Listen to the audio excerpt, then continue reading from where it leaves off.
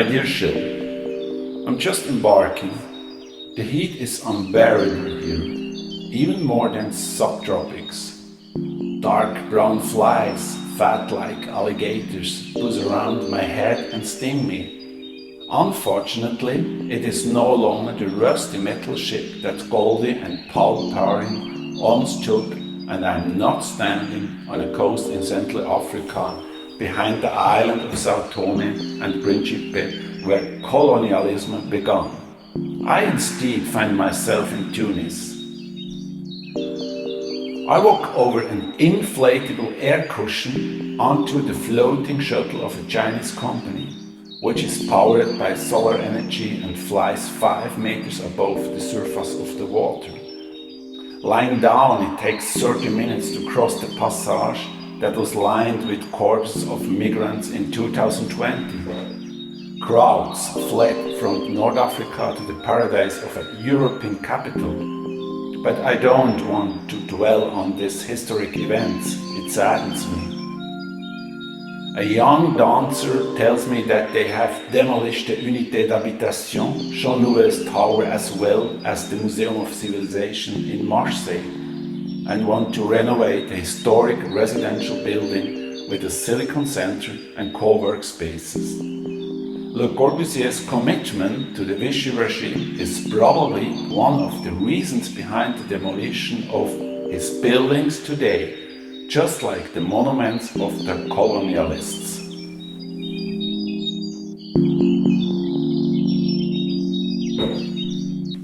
They're blonde. I skimmed through your lines in one breath, standing in a place where Le Corbusier's rooftop garden was once open to the public. A large group of activists has gathered to protest against the ongoing dismantling of culture. They dance to express the issue of the systemic importance of art. Students hold transparent screens with claims in the air. Here in Marseille, all art academies were closed last week. I'm afraid that this news has been censored in Tunisia. We live in a time of upheaval. What would your world look like without institutionalized art? Best wishes from Marseille to Tunis. Yours, Gilles.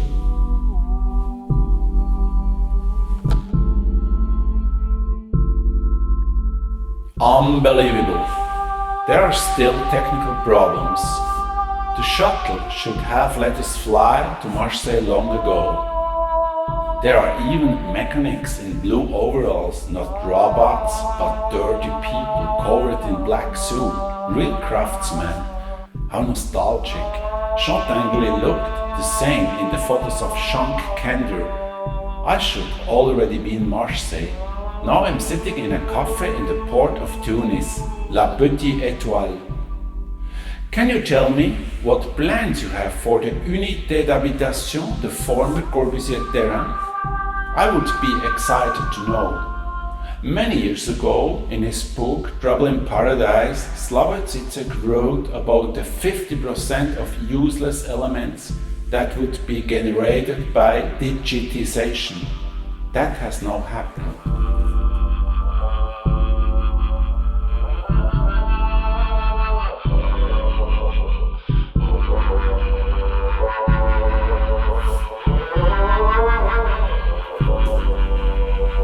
Nowadays, the most popular subject is the pleasure garden. All wastelands, including the one of the Unité, all squares and roofs are invaded by small green paradises, which are cultivated on a cooperative basis according to the principle of permaculture. They have also torn up large squares in Marseille and planted mango, pomegranate and date trees. The concrete has to give way to shady trees so that we don't collapse at 50 degrees. The gardens are also places for social encounter. There are debate groups, Bikram yoga sessions and an exchange of knowledge among people of all stripes.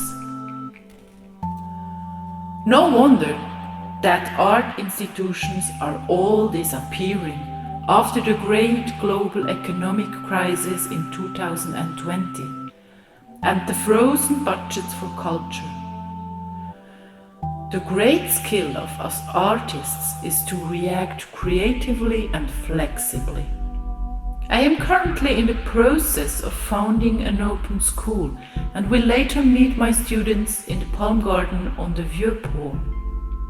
What will you do when you get back to Marseille?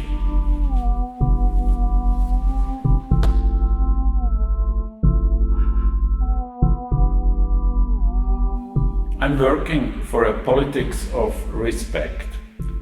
All of my cultural endeavors in Europe as well as in Africa are for the benefit of the people and are socially oriented. Finally, humans have a right to live. From my point of view, investigative art is now the most up-to-date form of art, as was the case with forensic architecture 20 years ago. It investigates and documents violence, destruction and corrupt machinations around the world. As for your question, I will come to them later. I'm running onto the hovering shuttle, hoping it leaves.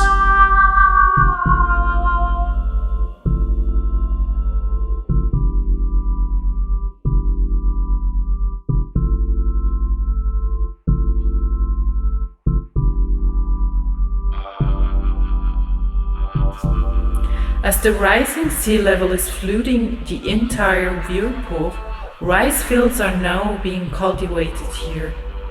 The remains of the mucem protrude greenish from the water. Carpets of algae grow on a perforated facade to form an organic synthesis. Technical robots filter the seashore non-stop in order to transport the algae into the designed transformation facilities. Today with my students, I took a look at the company that produces textiles from algae fibers and sketched the first drafts for a workshop with algae waste. Algae are the new petroleum, the new polyester, and I can guess that it could be an interesting material for artists.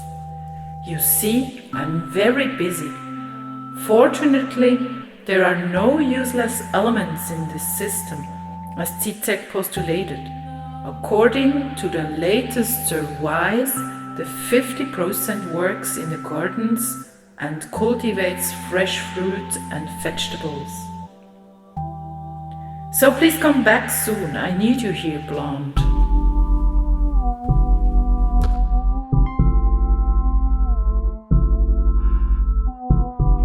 Dear Jill, I'm not a gardener. I need thorn-proof gloves, a full-body rubber suit to be impervious to the toxic, polluted, fatty, dark and rising water. Am I supposed to scrap the rust off the ruins of the Museum of Civilizations, collect oily algae, collect poisoned, blue-red glowing fish? From architect to curator to artist and now to gardener, how can I give up my privileged status of cultured white man and move among hundreds of sea gardeners in a camouflage suit? In order to look for traces of old Europe and to find the remains of the drowned refugees under the museum?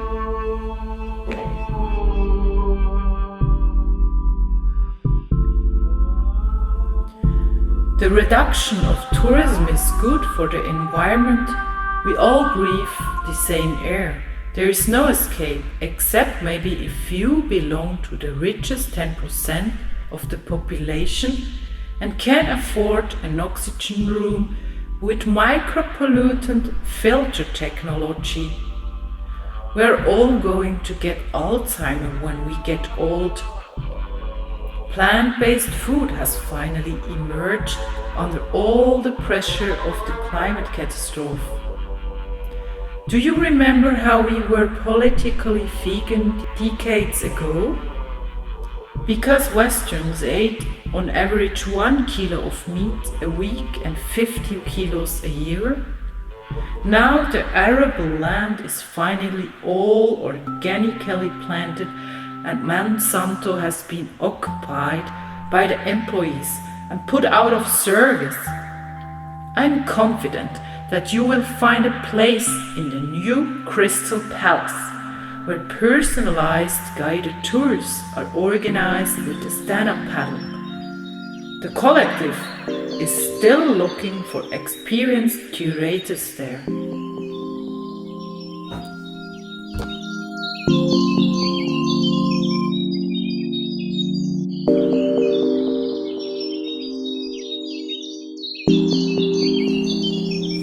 You mean the multilingual installation by the Indian artist Shilpa Gupta that I recently saw in Tunis?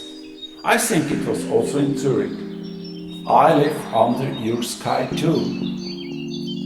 I will take diving lessons in Marseille. I, who am terrified of fish, sharks and especially of squid. I will need Botox and lotion to rejuvenate myself. If I want to obtain my diving certification, I will look for modernist set pieces with light and magnetic probes for leather, ceramic, steel and concrete to glue them together and create a new architecture that is reminiscent. I think we no longer have a culture of remembrance. We wage war, murder, slaughter. I will also look for an oxygen cylinder and a wetsuit. I will build a tunnel where we can all escape, follow the archaeological trail, collect everything that is underground that has been deposited. So you see, I'm bursting with energy, zest for action. Maybe it is also the many Tunisian coffee that make me so vigorous. When shall we flee?